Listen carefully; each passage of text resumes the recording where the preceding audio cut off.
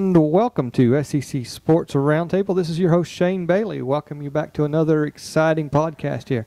Got Britton Burton from a long overdue. Are you excited about that there, Blair? I am.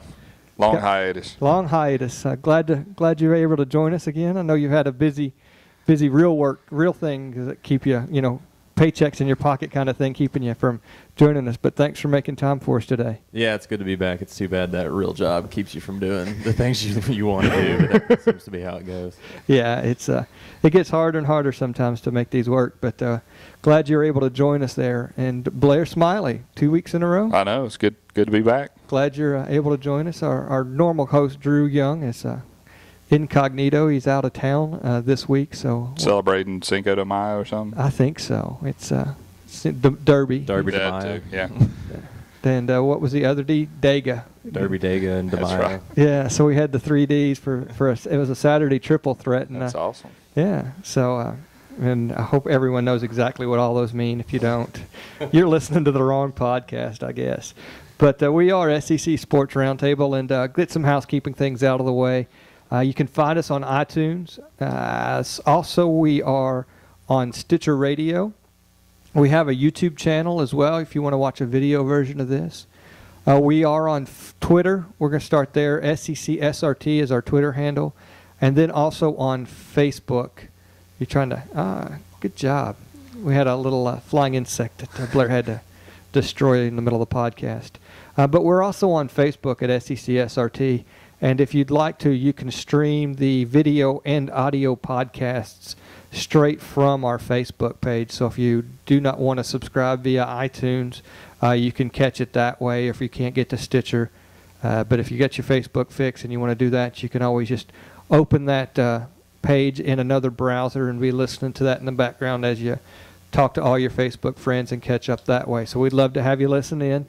That's all the ways to find us. So hopefully if you're listening to this, you found one of those ways. Also the website, SECSRT.com. If there's another way you're listening and we're not aware of it, please let us know, because I think that's the housekeeping issues, and that's all of them that I know. So we're going to get right into some sports talk, and we're going to kick things off a little differently. The draft is over in football. Basketball, we've already had signing day for the next year.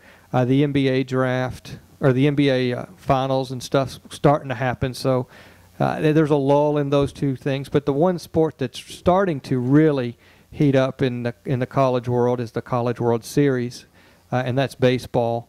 The SEC's got 2 weeks left of play. Just finished up the last weekend of play there, and Blair, you were able to get some up-to-date numbers through today, Sunday. That's the day we're recording, so the weekend action's all in the books, and we have where everybody stands. We'll kind of spend a few minutes at the first of this podcast giving some baseball its due, because it's that time of year for them. Yeah, we got, just to kind of break it down by the East and the West, it looks like South Carolina is at 16-8.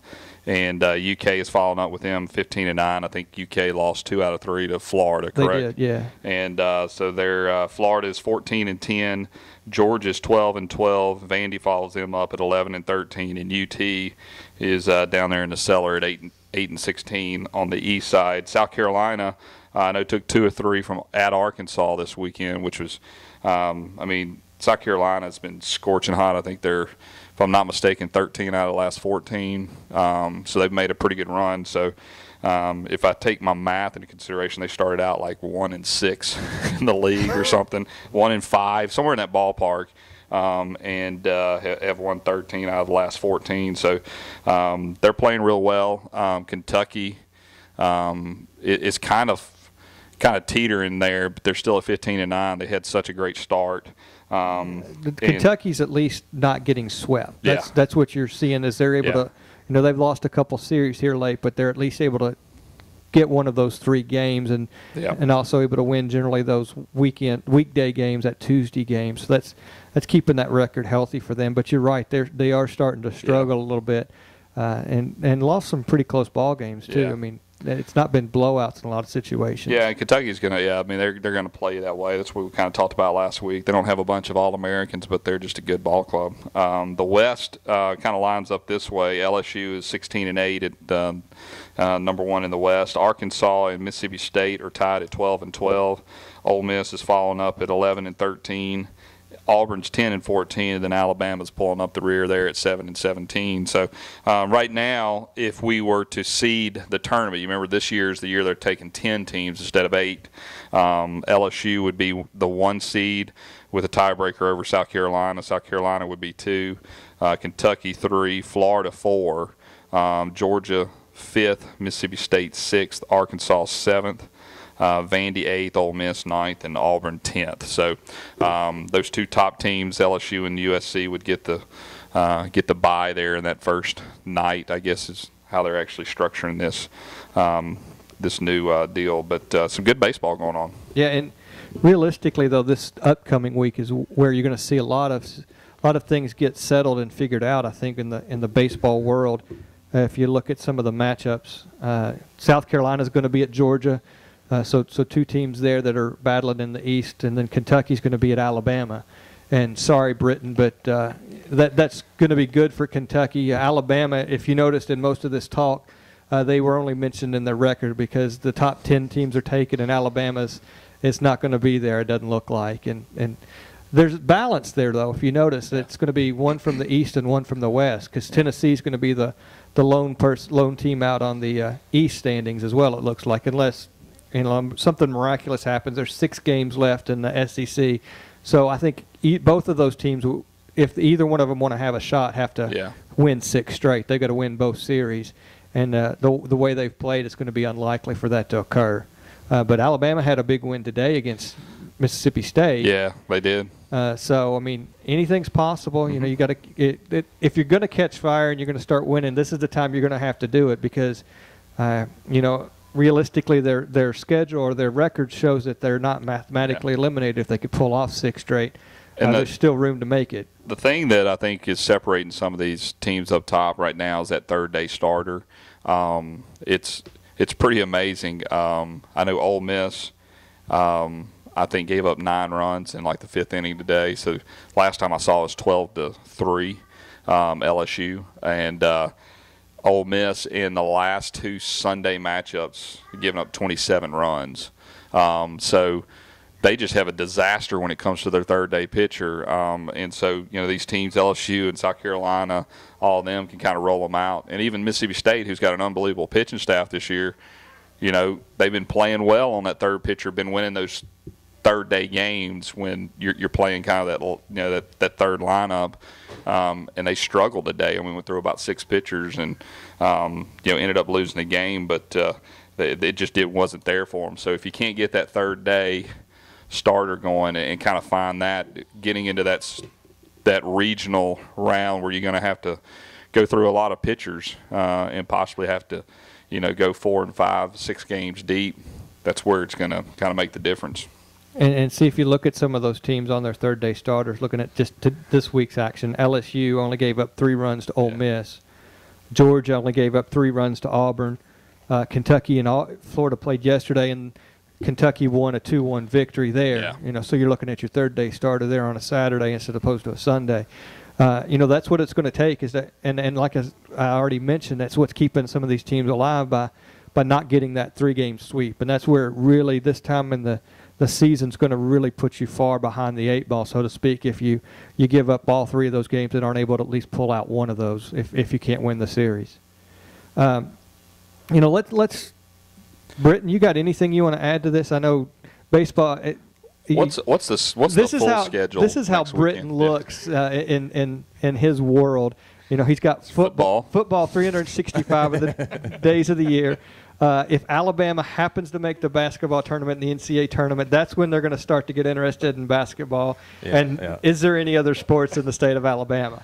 I think that's the way his world revolves. Bama, I mean, them being down this year is really an anomaly because they're usually very, very strong in baseball. So it's obviously a down year for them from that standpoint. But do you have the series lineups on who's playing next week? Yeah, that way I do. We can kind of.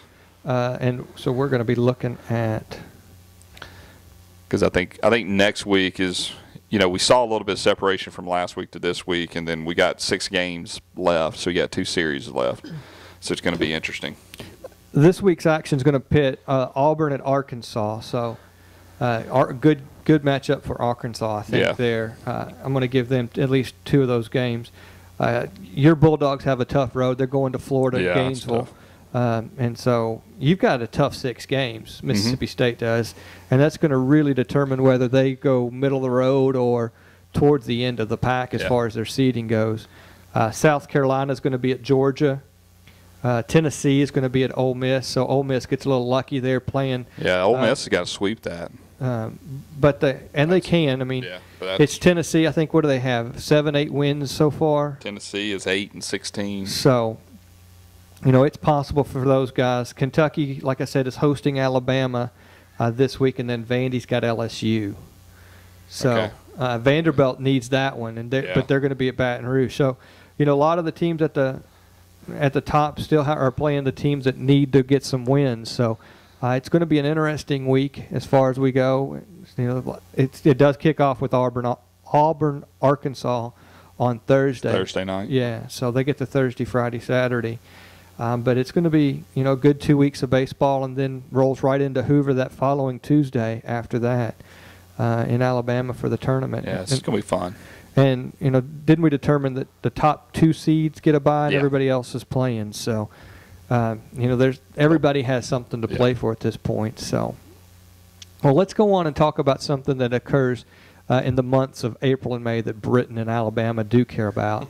and that's, we've talked about it a little bit, but I think we've had free agent signings since our last podcast, and we had the draft 2 weeks ago now.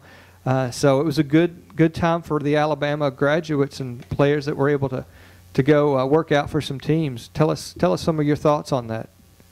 On the draft or the free agents? We'll start with the draft since you weren't able to make that podcast, and they had 4 in the first round and 5 in the first 2. So. Yeah, 4 in the first round. I mean, I loved it. Every Alabama fan loved it. It was like a commercial for Alabama. Saban was up there shaking hands and all that stuff, and the whole SEC, though, also in the first round was, even though it came from mostly 3 schools, but it was, we were all pretty disappointed to see when Baltimore traded out of that 30 or 29th pick or whatever it was. We all kind of knew Upshaw probably wasn't going to go because everyone knew that was the last team left to draft him. So we were hoping to get the 5th guy in the first round. I even had this great tweet about 5 guys getting drafted, ready to roll out, and then he doesn't get drafted, and I couldn't send it. It was heartbreaking, but no, it was a great heartbreaking. day. You have four players in the first round. It's heartbreaking. Things are tough all over. Kentucky has 1 player go in the 7th round, or 2. I'm sorry, we had 2 go in the 7th round. So yeah,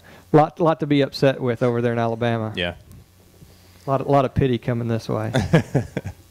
No, realistically though, I mean, it's a great. Like you said, what better commercial can you have? It's like Kentucky in basketball. I mean, Kentucky's all about, Calipari's all about banners going up in the gym. And the same thing with Alabama. I mean, what better way to have a commercial than to have that many players go in the first round? How many total from Alabama went? 7? Is that right? There were 7. Yeah. 7 because they had Brad Smyly got drafted in the 7th round really late. And he was the last guy to go. And then we also roll into free agent signings, and there was a number of Alabama rookie free agents that got picked up as well. So I mean, if you didn't, it's not a draft, and it's not the call that everybody's waiting for, but it's still a chance to prove who you are and what you've got in the big leagues, and that's just the greatest commercial to have is when you're sitting in someone's home, and you're Nick Saban, you've got all this other ammunition, and you got that by the way, right.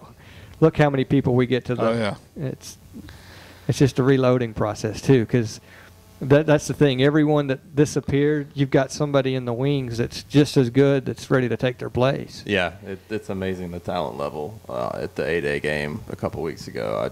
I've never looked at a spring game and said, "Oh my goodness, we're so good."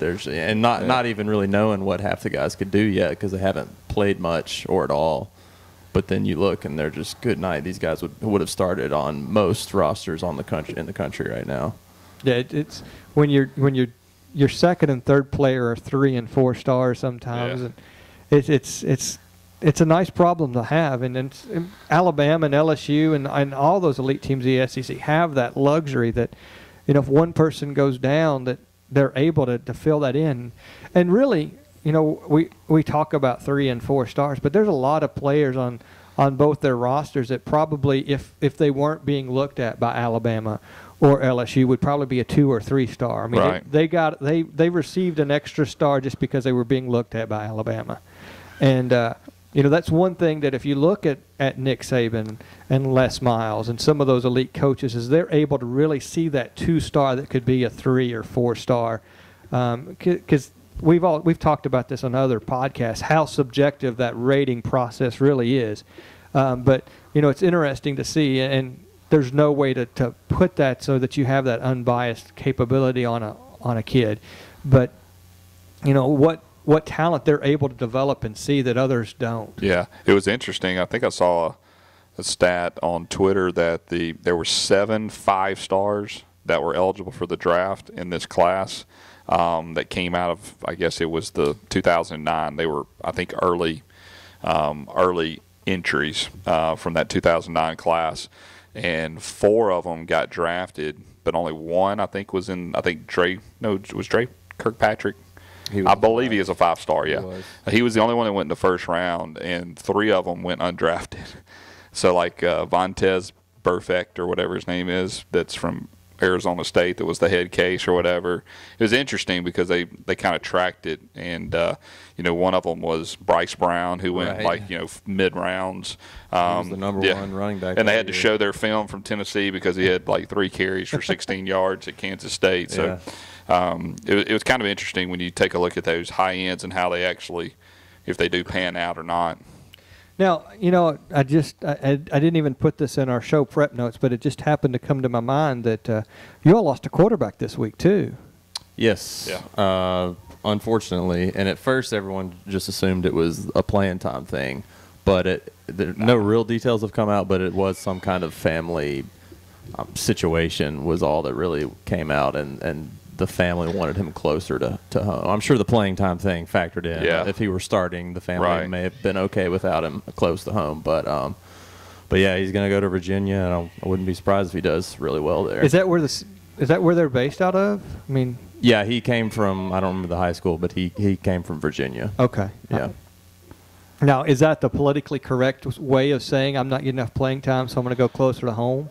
Well, I think he knows that McCarron, I mean, he's at least going to be there next year, and then this kid's going to be, if he goes through next year, I think he would have been a sophomore.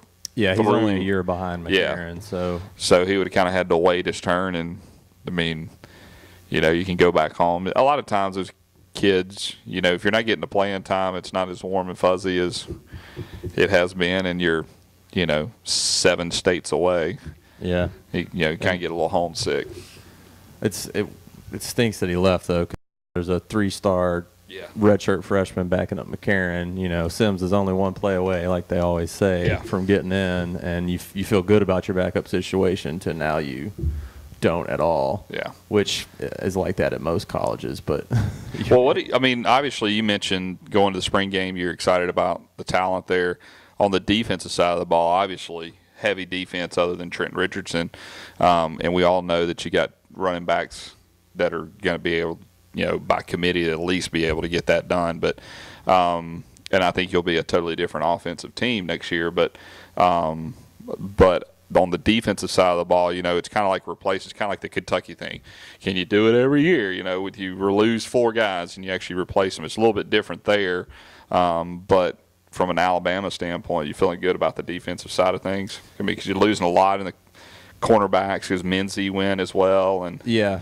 Actually, so there was 8 guys. I said 7 earlier, but I forgot about Mincy. So a lot of people are comparing it to the 2010 team that lost so much on defense, but there's a little bit of a difference because there is some more experience coming back. Yeah. That 2010 team had only 1 secondary person coming back with any experience, which was Mark Barron.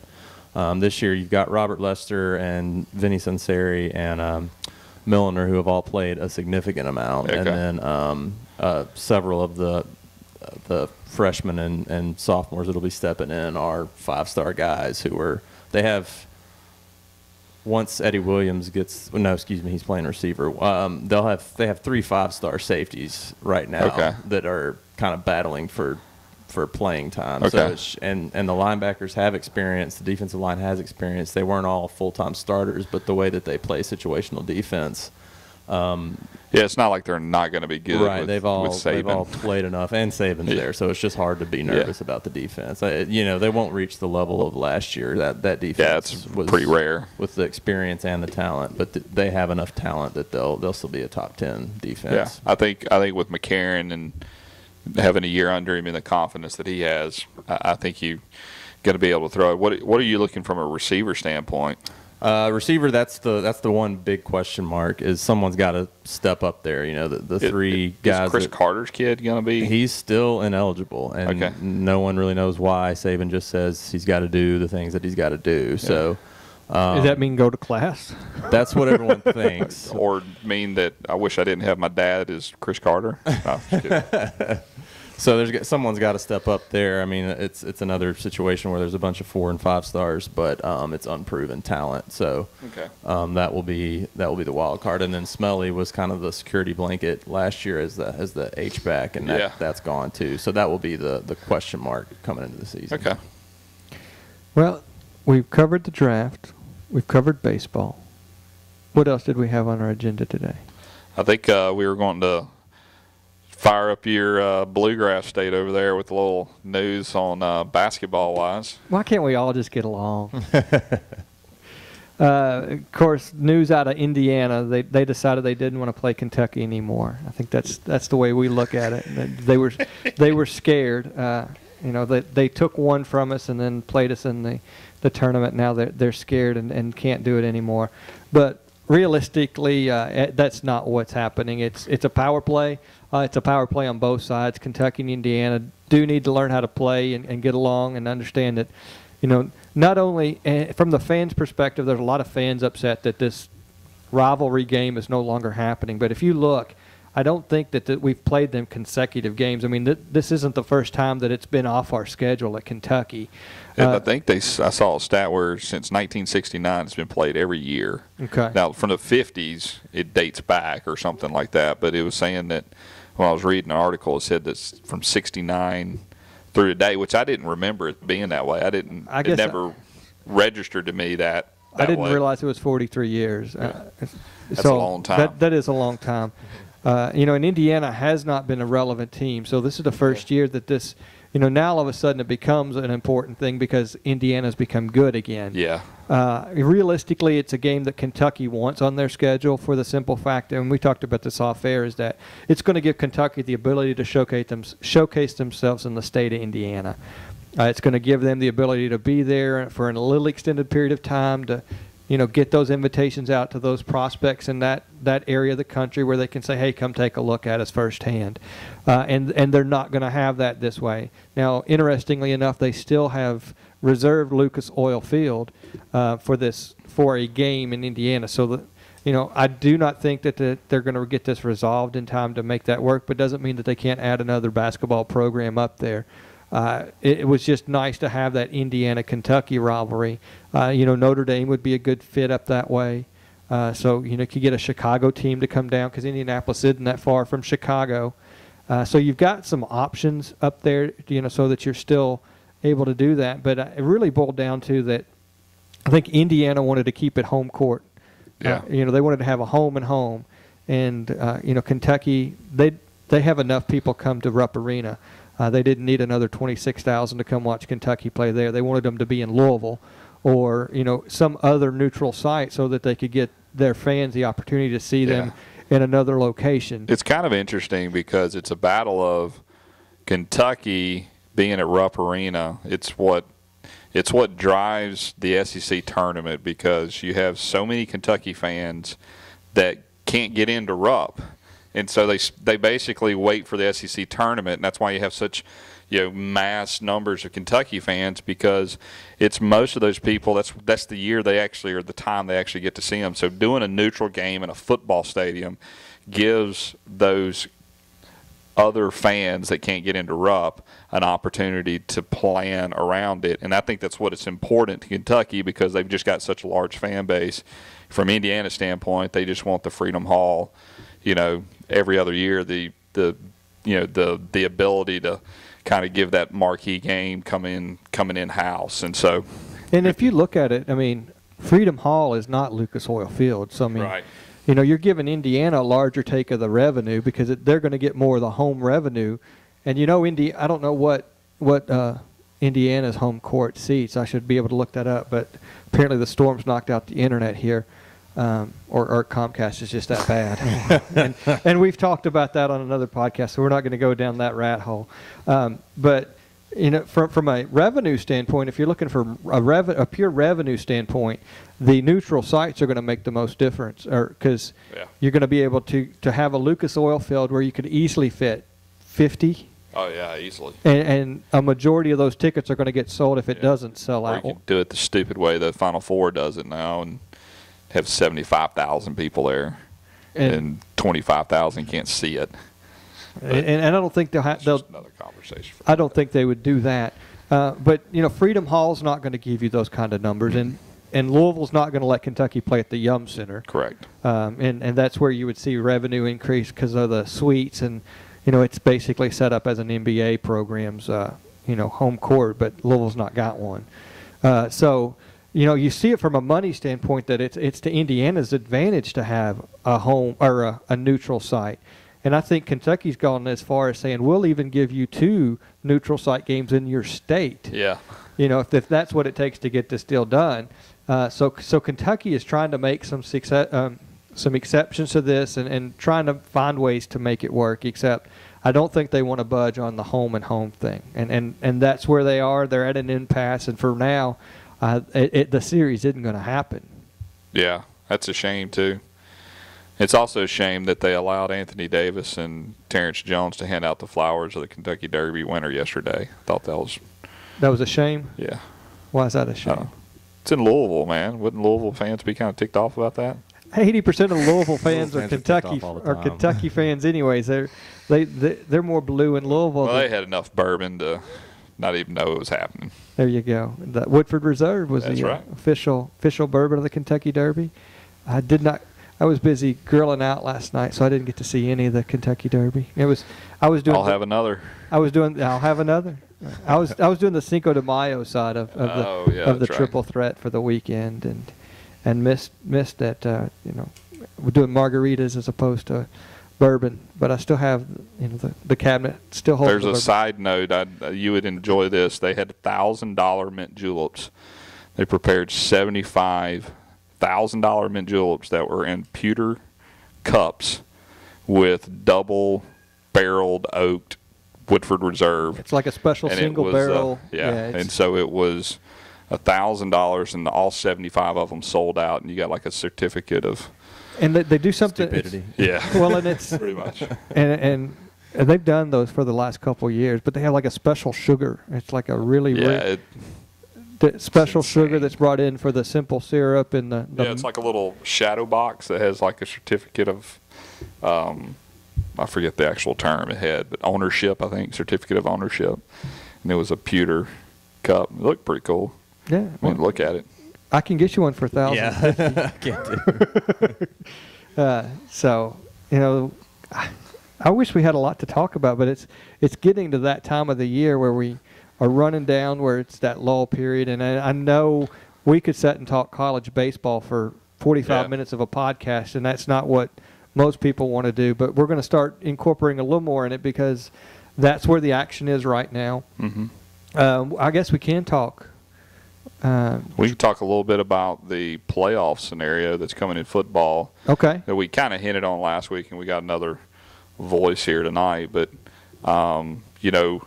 at the end of the month, or kind of, is it the end of May, 1st of June, when the SEC Media Days will be happening. So we should have some idea. But like we talked about last time on the playoff scenario where we know that there's going to be 4-team playoff.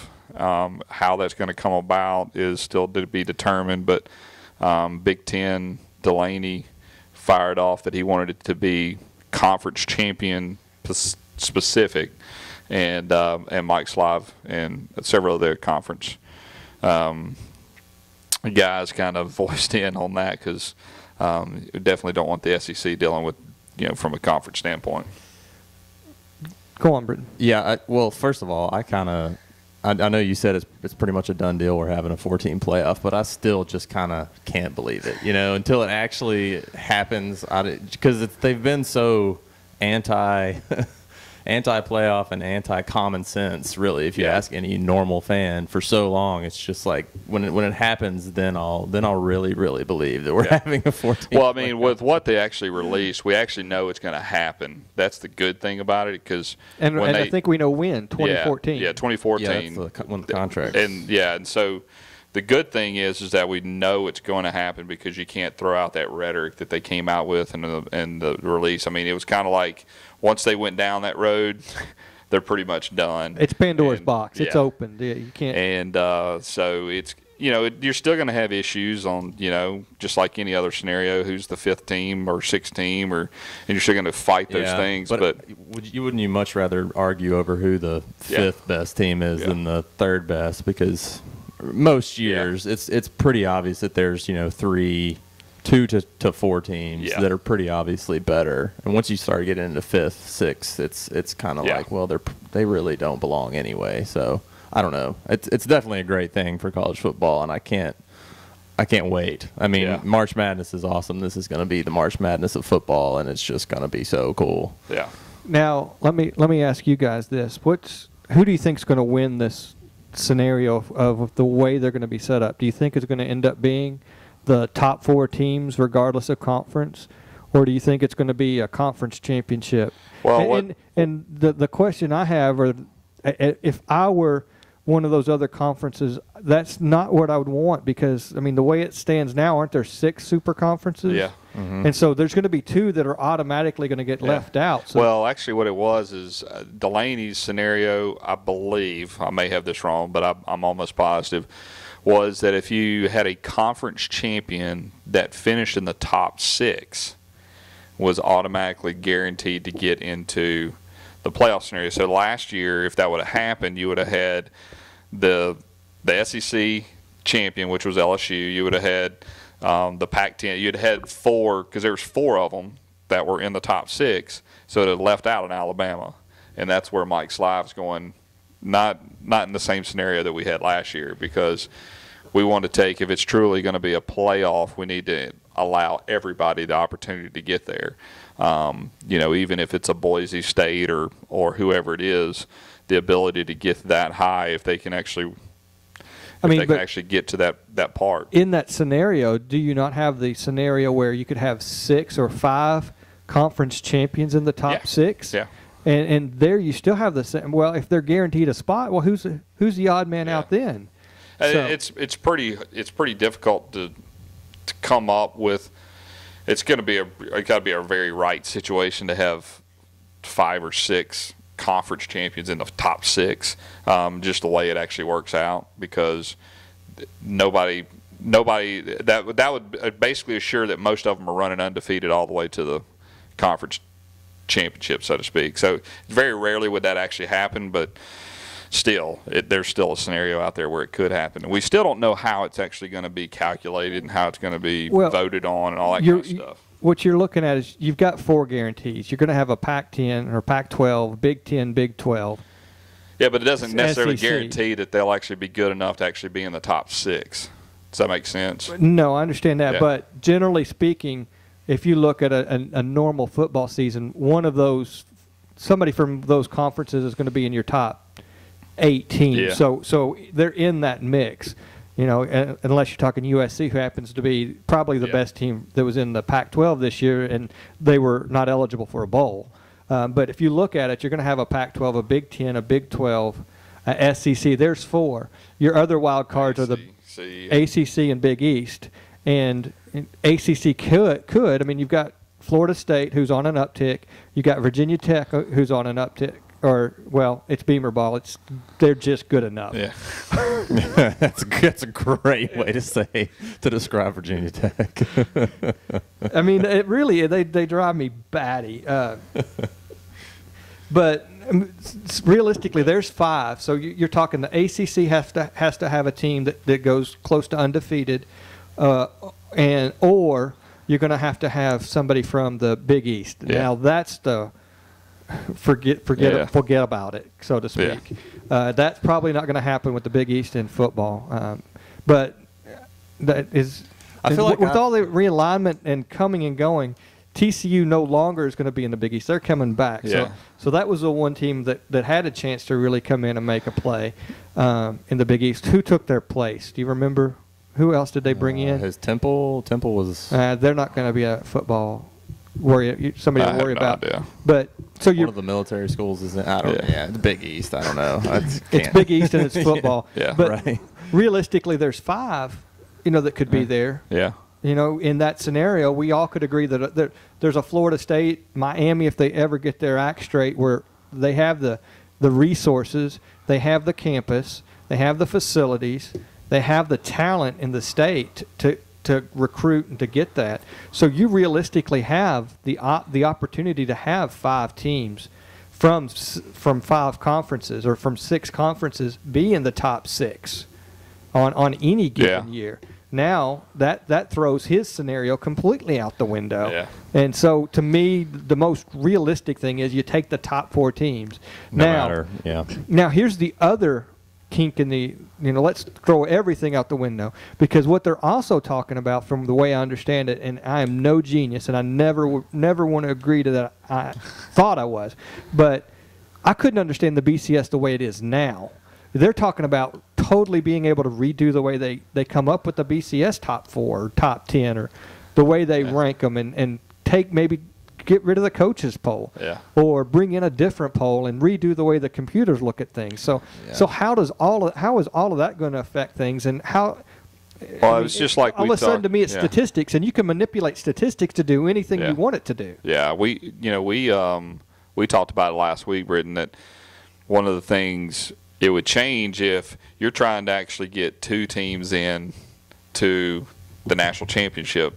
There's a way that people vote, right? Now, if you're actually talking about 4 teams, last year there would have been a scenario, well, if I want to get the 4 best teams in there, LSU and Alabama would have been 1 and 2. Oklahoma State would have probably been 3.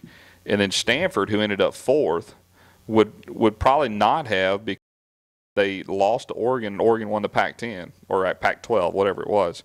So Oregon would have probably jumped Stanford in the scenario from last year. So I think it opens up a different way of voting for it, which can create another issue, or it could actually hopefully streamline it. So I don't know. I think it's going to be interesting. It's the BCS. Are they going to streamline anything? Well, I mean, if you're an SID that's actually voting for a coach, and you say, all right, I'm going to look at the 4 best teams, then, hey, I'm going to align my conference. You're still going to align your conference, but you're going to try to find your two teams that need to be in. It's a little bit different if you're actually able to widen that for 2 other teams. So I think there could be a strategy to it.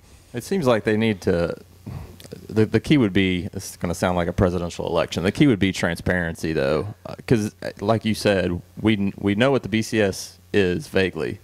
Well, we basically know that it ranks the best teams, but we don't. No one, even football writers, don't understand it. No one knows what the whole system is. So if there's going to be, I think the 2 choices are sort of a selection committee, like the tournament, like the basketball tournament, or a BCS type of formula, but that we understand. A common person can list off the 4 factors or whatever it is that are sort of like an RPI rating almost, I guess. But there's got to be some way to make it more understandable and transparent, to where we understand, and to keep from some of that manipulation that will go on when the SIDs do voting. And I've always said this, and always had the belief, I always liked the BCS system better than the old bowl system. It was not a good system. Like it was better than, it was better. You didn't have a Penn State team that went 12-0 and basically never even got into a bowl game for, they were playing a different team. And so, at least Auburn got left out, and there was 2 other undefeated teams. So they were just the one undefeated team that didn't get in the national championship game. But that was kind of the perfect scenario that flawed that system. Yeah, but wasn't that the Reggie Bush year? So that there is no national championship. Yeah. So that's that's true. But it's one of those things where it's in the old bowl system, you would have never gotten the two best teams. Yeah, you don't get the matchup to ever be in a bowl game. So I always like the BCS better. I think this is the next scenario, and we talked on different podcasts. I think the presidents have always been against the playoff because they knew if they opened it up to 4 games that it would probably expand, and I think they were worried about the expansion. But they just didn't want to go that route. But their win there is whatever happens, it's locked in for 10 years. Yeah. So, I mean, it might go to 8, yeah, but it's going to have to be at least 10 years before Yeah, but that wasn't necessarily the scenario before. Right. But now that's what they're actually thinking about doing. But I just think it's one of those things where I think social media played in it. We talked about this last week. I think social media played into it. I think a lot of other stuff. I think us griping on a talk show or just regular talk shows every day, people voicing their opinion or talking around the water cooler doesn't really bother anybody. Yeah, but now that you're on Twitter and you also got all these other social media things. 5 years ago, you didn't have 3 guys sitting around with microphones. Yeah. Basically having their water cooler talk, broadcasting that to others can exactly. Listen. Yeah. That's so true. it's one of those things where I think it's totally changed, and I think it's where the conference commissioners, the Mike Slives of the world, basically said, "Okay, presidents, this is what's going to happen because, because they found out that America was smart enough to understand that the bowl games is the biggest scam in there because." The schools don't make any money. The only money the bowl system makes is for the people that are actually running the bowls. And we saw that with the Fiesta Bowl, and I think you can actually see that those presidents and all those higher-ups are all tied into that, whether they want to be or not. And so I think this is a step in the right direction. It's just going to be how they're going to play it, how they'll set it up and do that type of stuff. Yeah, so what do y'all think about the campus games versus neutral site games? I think the campus games are pretty much gone. Oh, is that? I haven't heard that. I mean, it's not been said, but from everything that everybody's saying is that it's not even going to be a feasible option. I see 2 options. I see that you're going to have the bowl game step in, and they're going to be without the Rose Bowl because I think the Rose Bowl is going to sit there and they're the masters of bowl games. They can do whatever they want, I guess. But and Pasadena, they make enough money off of other stuff from Rose Bowl. But you're going to have the bowls come in and do that, and I don't know how much weight or traction this one's getting is some regional sites hosting it, and I don't know if that's going to work or not. And I think what we'll find in the next couple of weeks or the end of the month when the SEC Media Days, because that's why I'm waiting for that, because I think that's the first step before you actually go into not the media days, but the destined where coaches. They divvy out where they divvy out all the money. Yeah. It's just the SEC, I don't know, exploratory session. But it's a president's meeting, I think. Yeah. I think it's the coaches and presidents. Basketball, football coaches and presidents. But what it really is going to come down to is, and this is going to determine which route happens, is does the BCS bowl games, the bowl coordinators have enough weight to sway the votes, to have it be kept in their facilities, or are the coaches and the SIDs and the athletic directors all going to go a different path and say, hey, we can take this is our chance to have a little more control on where the games are played, how they're played, how the money's divvied up, and we already know that some of that's going to have to go, and the BCS is going to have to make those concessions to keep it. The NCAA got pushed aside, so we know they're not a part of this. Yeah. But that's where it's going to really come down to me is the BCS have enough weight to say we need to be the ones that host these 4 games. And my whole thing is that if you're in the top 4, I think it would be really cool for an Alabama to go to an Ohio State and play, but I think that would just totally screw Bama fans. I mean, if you get to a playoff, you should have the ability to fill up half the stadium. And I think that's the only fair way to do it, whether it's a regional site that's in Indianapolis that's closer to Ohio State than it is to Alabama. You know what I'm saying? Yeah. Or it's a Houston or something. I mean, even if it's a regional site, I like the idea of doing the bowl system, but I think they've gotten over the fact that the fans will travel for 2 games. I never understood that Yeah. argument. The Final Four.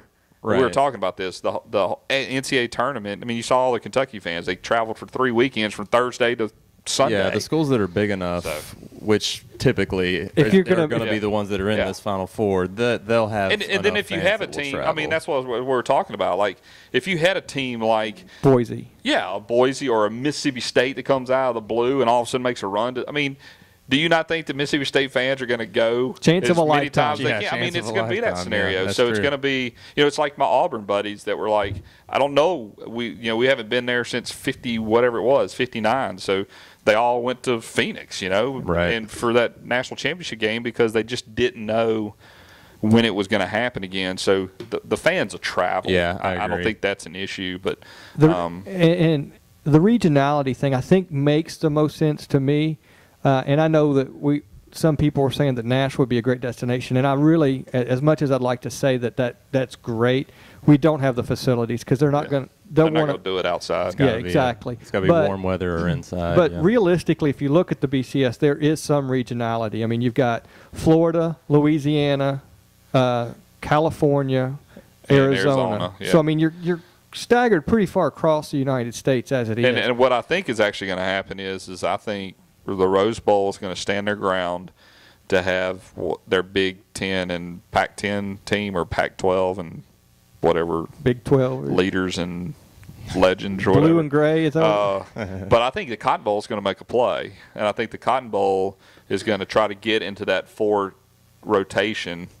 So I don't know. It's going to be interesting to see. well, and if you look at the Cotton Bowl, I mean, it's played it's at a great Jerry's, location. Jerry's new Yeah. house, and but what you also see is the possibility of a couple of colder weather cities with a dome Yeah. going to try to make a play if you Right. get that You get regionality. Indianapolis. Indianapolis. I mean, Exactly. Indianapolis is Location. always going to make a run because they're able to put Such on a the great events. facility now, yeah. And so, and that would be interesting. I mean, if you're wanting to talk about it, you've got the Big Ten, you've got the Big East, you've got a number of schools that travel or are in close proximity. So it would make some sense to have an Indianapolis as a location, or Yeah. who else has got a great dome that's up that way?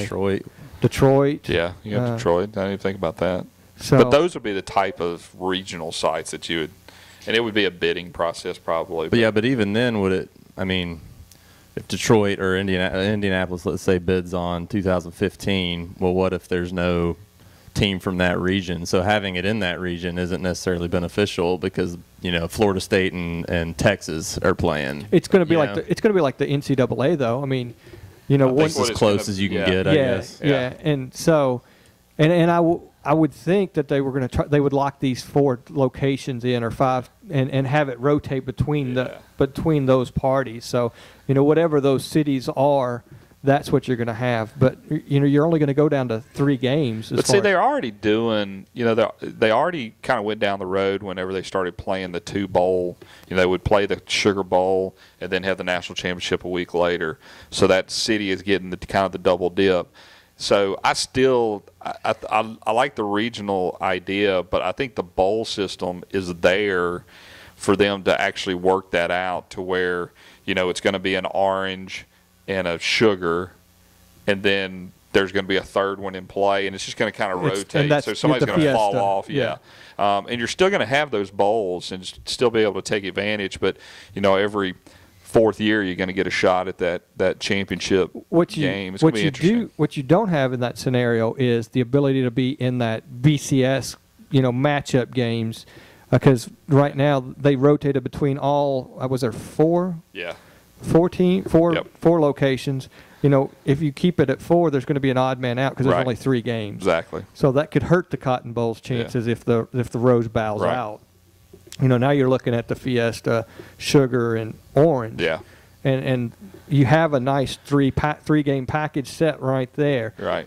And I think what it's going to do is that it's just like always. You're always focused on a national championship. Now you'll have somewhat of a playoff with 4 teams, but you won't necessarily, when you see it, there'll be other good matchups. So there's still going to be that, that 5 playing 8 maybe or whatever that's going to end up in a Cotton Bowl or somewhere else like that are still going to be good games, and they're going to be able to to have their ticket, so to speak. It's just it'll have to rotate from that standpoint. So it's going to be fun.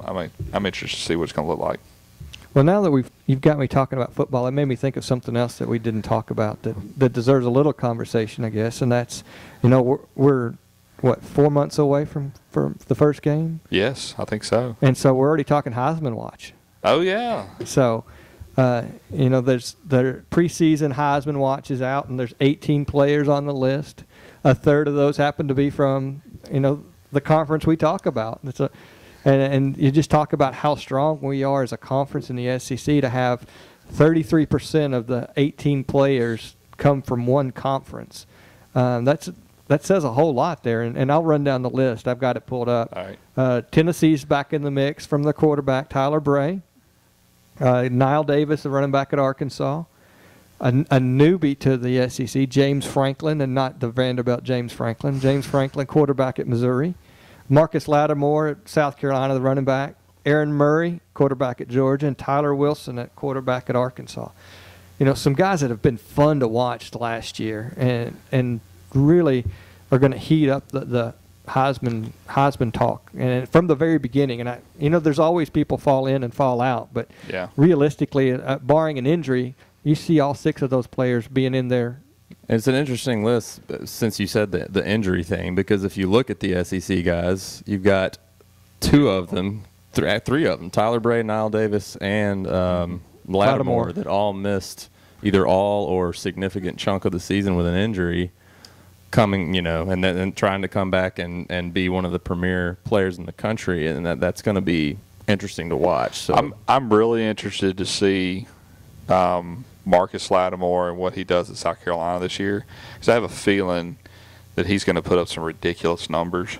Because when he got hurt at Mississippi State last year, my brother-in-law, who's a huge South Carolina fan, was at the game, and he got basically his knee blown out when he was blocking on a screen, like a reverse almost, and the whole game. And if you remember this is when Shaw basically became the starter after they kicked off Knucklehead, whatever his name was, Garcia. And so they didn't know how to. They were still trying to run kind of that Spurrier kind of throw it and gadget stuff, because he's not a big, he just doesn't run the football that well, and he kind of figured out that. You're talking about who didn't run the football well? Spurrier. I mean, when that's not his normal thing, is to kind of run those. And this quarterback, Shaw, just ended up becoming this. This whole read option became, and they played really well towards the end of the year. The more time he was in it, and I think he's. I was saying that because Shaw did a great job towards the end of the season running the ball. So if you actually look at South Carolina, they're going to have a ridiculous defense again. And, I mean, they're going to have a defensive line that you just got to pray to goodness that your offensive line can stop them. I mean, they're going to be good. Off topic here, but while we're on talking about South Carolina, what about the rings? I don't think we touched on that. The rings. Spurrier bought everybody rings because they had the most wins in South Carolina history. You didn't hear that? Yeah. Well, they're breaking all kinds of records at South Carolina. Yeah. So you know that he is like I think he's either the winningest coach there all time, and the guy that he beat was there for like 13 years or something. It's like 16 years. So it took him like 16 years to get. Half the time. Yeah. They've won more games in his 7 total? years. Probably 50 in that. No, I think it was. I think it's like in the 80s. Is it that high? Yeah. I mean, because they've had several, 6 and 7. Yeah, because he's been there like 8 years now. Has it been that long? Yeah. Wow. I mean, so you've. And what was it? Was it 10 I want to say he's in the 60s. Is it 10 or 11? 70s. That sounds 11 right. wins for him this year. That was 11. No, 10 this year. 10 win. First 10 win season. That's his first back-to-back 10-win seasons ever. Yeah, last 2 seasons ago was the first 10-win when they went to the SEC. So they got 11 with the bowl game this time. Is that maybe they might have done? And that. So Spurrier bought them all rings to commemorate the occasion. Are they going to go to Washington D.C. and walk by the White House? But I'm interested to see as Lattimore. Much as Obama likes sports, he'll probably invite him in.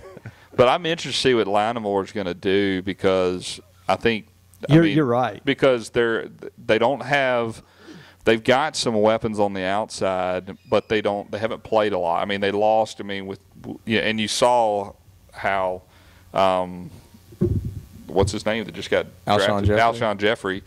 You know, he kind of got lost in the shuffle with this whole Garcia mess and everything else. So they got his brother there, and they still got Ace Sanders and some of those little guys out there. But their other big receiver left too, didn't he? Gurley or something like that. Yeah, didn't he? Yeah. But I think Lattimore is going to touch the ball 30 times a game next year, and I mean, I think he's going to put up ridiculous numbers. I'm interested to see what Nile Davis does, because if you watch Arkansas's spring game, I mean, 65-0, and they're just throwing it everywhere. I mean, you know, are they going to run the ball enough without Petrino there? You know, Petrino was so good at balancing his offense, and Nile Davis was kind of that guy 2 years ago that last 6 games was what basically started this whole run for Arkansas. But I mean, you got to think John L. Smith knows what he was doing there. Dude, he slapped himself in the face on a press conference. So that dude's he's a loose cannon. But so was Petrino. So, I mean, my goodness, he was riding shotgun. Yeah. So, I mean, but I mean, you got Wilson and you got Nile Davis. I mean, who's going to touch the ball the most? Yeah. You know what I mean? It's really hard when you have, and I noticed that when I saw the list, it's really hard when you got 2 players on that list from the same team. I'm really interested to see what Missouri's going to do I in can't the wait East to watch that spread, because I think they could be. I against think it could be a little bit of a dark horse, because they supposedly have like 3 of the best linebackers in the conference, and so they're going to have a pretty decent defense, I'm thinking. So, you know, they get Georgia that first night, and you know Georgia plays great the first of the season. Yeah, they're always always ready to roll those first couple of weeks, aren't that's they? right. They usually have their good players suspended by then. Yeah. Did you see the Spurrier quote about that? Yeah, and the East is, I mean, South Carolina good and Georgia should be good. We've said, seems like we said that a lot. Georgia doesn't have to play. They get the schedule screw up again. Right. You know, they were supposed to play Bama, and it got flip-flopped on them. And so, you know, you've got South Carolina, who I think is going to be – I think if you line them up, they're going to play each other. So it's kind of whoever wins that game. But, I mean, if you look at it, it's just like this year. I mean, South Carolina beat Georgia and then still had to play all 3 of them in the West that were good. Go to Arkansas and play Alabama. I mean, it's a little early to do our preview. We generally do that, you know. But I'm just saying. But realistically, though, I mean, the way where you're talking, you've got Missouri, the 3rd best team in the East, possibly. Yeah. I mean, and then Tennessee. Tennessee is a big wild card, and so is Florida. There's a lot of, and you have no idea what Vanderbilt. See, I think Tennessee is a bigger wild card than Florida. I think Florida defensively is going to be really better. I think they'll be good because of that, but their quarterback play, they still don't have an answer. I mean, they went through spring, and when we saw those guys play, I mean, yeah, they can make a big difference, but I mean, who they got to run the ball, who they got to throw the ball. I mean, they still got a lot of work to do, I think, in Florida.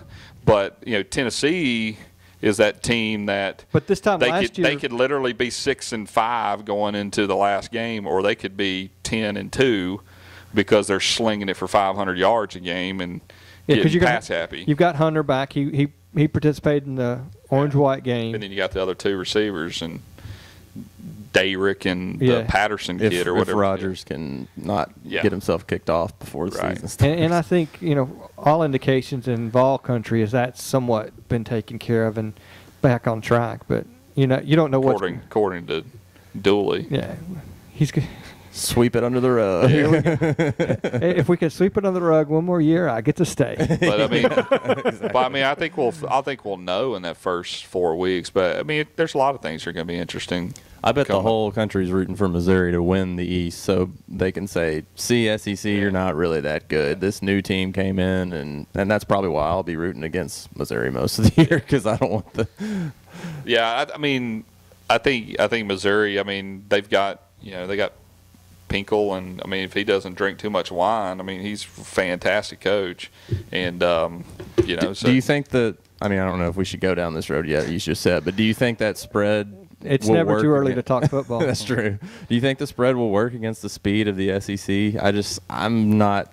I guess I can't wait to see it because I'm not convinced, but I don't know. I think it's all quarterback driven. You know, it's like Yeah, it's like Houston. It was kind of the same way. They got a really good quarterback and a system. They can move the ball if you don't see it all the time. But, when you're playing the elite teams like LSU and Alabama and in those, it's going to be interesting. But I mean, Arkansas ran basically a spread, didn't they? Yeah, I mean, State runs a spread. I mean, everybody kind of runs a spread. I'm using a team like Arkansas last year. I mean, going into both those matchups, Alabama and LSU showed every flaw Arkansas had, especially after midway through the second quarter. But see, Petrino, it was a spread, but it really wasn't a spread. I mean, he's got a lot of pro-style stuff that goes along with it. Missouri's a true, like, Urban Meyer, like, spread where you're going to get people out. More of a running gun, aren't they, than even the Urban Meyer stuff. True. There's not much of that triple option running. Yeah. It's more quick screen slants. Yeah, because like the stuff that Meyer and Mullen do is all dictated on who you actually have. They'll sling it. Like this year, State's probably going to throw it 40 times a game because they got a guy that can throw it. But I mean, last 2 years, I mean, our quarterback couldn't throw it 8 yards, and so you just and he weighed 240 pounds, so just run it. So see, I'm interested. It's going to be fun, man. It always is. It is. I've already got my calendar. I'm working on my calendar for the games I'm going to. I'm already fired up. Well, let's call the open mic here. We'll wrap things up here. We're at an hour into this thing, and so nice. Blair, we'll let you start off with the open mic, and I guess you can talk a little bit about where people can find you, and then you can talk about your travel plans. I am at Blair Smyly, and that's Smyly, and basically I had my mom in this weekend. She turned 65 on. She probably wouldn't want me to say that, but she turned 65 on Friday, so we got to go do a little Cantina Laredo down to the Gulch, and then we did a little Germantown Cafe last night. So spent a lot of money this weekend. Good breakfast today, or? I cooked breakfast on Friday morning, so on her birthday. So it was real good. We had a good weekend. Good. She got to hang out with the grandchild. That was more important to her than actually seeing us. So. Yeah. We tend to lose favor. We get knocked down a couple rungs once those grandkids start getting here. Now. From the calendar, how many games you got on your schedule for next year? Preliminary. Well, if it's me, it's a lot more than what my wife wants me to go to. But I want to go to the Auburn game, which is the second game at home, and then I want to go to Texas A&M at home, and then we also play Tennessee in Starkville. But that's right around Sarah and I's anniversary weekend, so we'll have to kind of figure that one out. But it's not actually on it like it has been in the past. Yeah, in the past, but it's during that week. So, but we'll see. Got some good games at home this year. So, Britton, how about yourself? You can follow me at BC Burton 13, the number 13.